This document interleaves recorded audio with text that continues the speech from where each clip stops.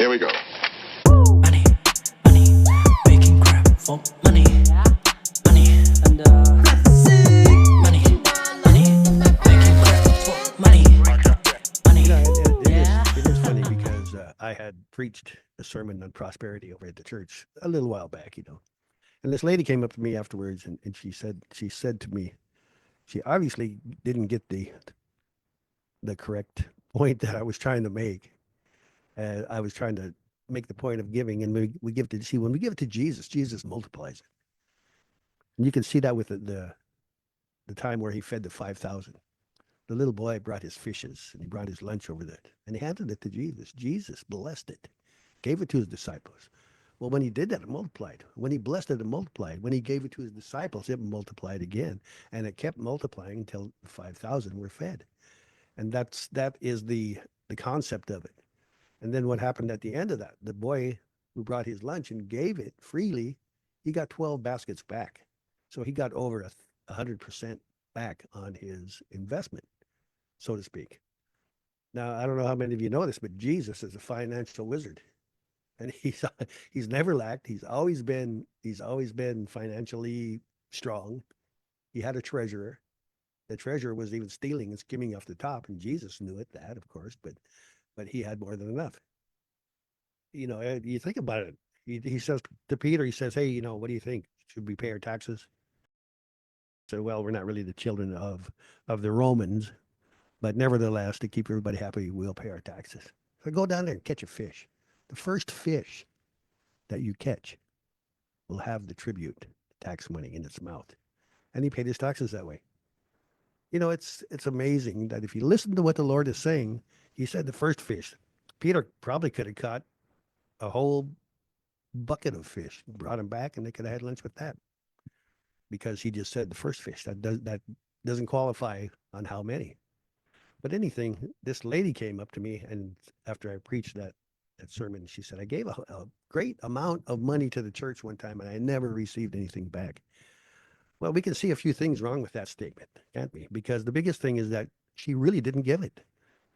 If you analyze what she's saying there, she's really hanging on to it. She's giving it expecting something back. When you do that, it's like investing in the stock market. You don't really give it away. If you give it freely to Jesus, you let go of it, then the law of sowing and reaping can go into effect. Seems to me like she was still hanging on to it, expecting a return, So we have to learn the principles, the financial principles that God has given to us. Why? Because if your heart isn't in the right place, giving becomes just another way to manipulate God. It's like rubbing a genie's lamp. Some people approach God as a way to get money rather than actually just trusting in him. But when you align your heart with God's principles, real breakthroughs begin to happen. A couple of months ago, I felt the Lord really impressing on me that he wants his people to prosper. But for that to happen, we need to remove some of these wrong mindsets and embrace biblical truths. I know that prosperity teaching has been misused in the past, and it's kind of given people a bad taste in their mouth. But bad teaching doesn't mean we ignore the truth. There's been bad teaching about heaven too, but I still plan on going to heaven. Fear of error is no excuse to reject what God actually says. Think about it. If the enemy can keep you sick and poor, he can severely limit your destiny. What are the two doctrines that have been attacked in the last 30 years? The two doctrines that the devil has mostly attacked. It's been healing, it's been prosperity.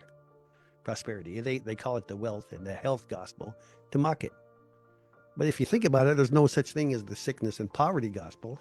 Jesus didn't suffer and rise from the dead so that we could stay broke and be lacking. It's not what his word says to us. So if you look at the two major errors in that discussion, poverty is a spiritual virtue. That's the first error. That's the first mistake.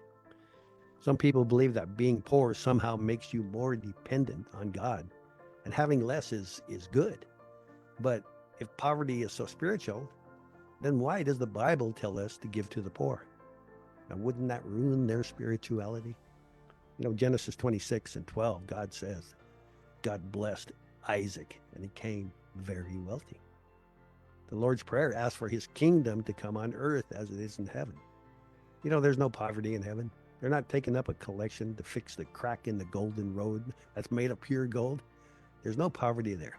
If money were truly bad for us, wouldn't the devil just flood believers with money? Instead, in the book of Job, Satan took away Job's wealth, and in the end, God restored him with double. Poverty isn't spiritual, it's a condition of the soul, the mind, the will, the intellect. Prosperity is also a condition of the soul. Your internal state will eventually manifest your surroundings. You can be broke, but you don't have to be poor.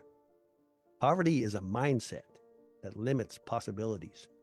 We're going to break that in these sessions here. We're going to change thinking. Poverty is a mindset that limits possibilities. It's a roadblock. I call it roadblock. The second error that people get into here, spirituality is measured by material wealth. Some people teach that the size of your house or your bank account determines how blessed you are. That's just wrong. Wealth is not an automatic sign of God's blessing unless it is, right? Abraham, Isaac, Jacob, and Joseph are all blessed materially, like by God. That was a definite sign that God was blessing them. However, not everyone with wealth is godly, and not everyone without wealth is ungodly. It's between each person and God, and we are not called to judge somebody's spiritual state by their financial status. But the problem isn't prosperity, it's how we define it and use it. It doesn't do me any good to badmouth somebody like Joel Osteen because I don't know what he's doing, and I really don't care what he's doing. It's none of my business. Only between him and God is that going to be judged. I don't know his heart. I don't know how many seeds he has put in the ground, what he has planted. I don't know how he gives. I don't know the time that he spends before God and prays for the reaping of souls and everything else. I don't know any of that. So why would I even want to form an opinion about him? What does true prosperity look like? True prosperity is about blessing, not possessing. Some preachers, they make it all about getting more stuff. You ever notice that? But prosperity is more about giving, not keeping. It's about giving more, not keeping more. Remember in Matthew 6:33, it says, "Seek ye first the kingdom of God, and all these things will be added unto you." We celebrate those who seek God, but when God blesses them, suddenly we call them selfish. See, that's a poverty mindset. It's not godly to be poor any more than it is godly to be rich. Loving God doesn't mean you have to be broke, and having money doesn't mean you are more spiritual. Money is just a tool. In the natural realm, it's like a wrench or a screwdriver, and it helps you get things done. Did you ever have somebody come over and have dinner at your house? And you said, "Hey, I want to show you something. Come out here. I want to show you my screwdriver set." Oh, it's beautiful. Look at it. It's clean. It has a package on it. This is the most beautiful. No, you don't do that. Money's the same way. So you don't want to come over and show everybody your money and how rich you are because it's just a tool. 2 Corinthians chapter 9, verse 8 tells us that God is able to make all grace abound towards you, that you always having sufficiency in all things may have abundance for every good work. Now, this is talking about finances. You read chapter 8 and chapter 9 of that 2 Corinthians, and you'll see that it's talking about money. Now, if this isn't true, if that scripture is not true, then John 3:16 isn't true either. The whole Bible stands together. We have to look at the biblical definition of prosperity. Prosperity means you have no financial debt. You have more than enough to fulfill every divine assignment that God has given you. You have enough left over to help others fulfill their assignment. Now, doesn't that sound like prosperity? God's type of prosperity. You have no financial debt. You're out of debt. You have more than enough to fulfill every divine assignment that God has given you. God gives you an assignment. You say, "Oh, I don't know. I guess I better start saving." No, you have enough to fulfill that assignment. You have enough left over to help somebody else fulfill their assignment. This doesn't mean that every Christian will be a billionaire. It means that God will provide what you need in proportion to your calling. The financial needs of a farmer somewhere in Africa are different than someone who is called to reach people in Hollywood. You will never have influence in the business world if you are not prosperous. Ecclesiastes tells us that a poor man's wisdom is despised. Nobody's going to listen to somebody who's poor. It isn't about greed. It's about having the resources to fulfill your purpose. You know, Joseph's prosperity didn't just mean wealth. It meant wisdom, favor, strategy. When you align with God's principles, and eternal results will follow. If God can get money through you, he will get money to you. If God can get money through you, he will get money to you. Think of yourself like a hose. When the water flows through it, the inside gets wet. And so if you get money and it's flowing through you, then you're bound to get wet with some of that. Absolutely. Joseph's prosperity wasn't just about material wealth. It was about wisdom, favor, divine strategy working in his life. There's a few key moments that illustrate this truth. When his brothers betrayed him, he was positioned for a purpose.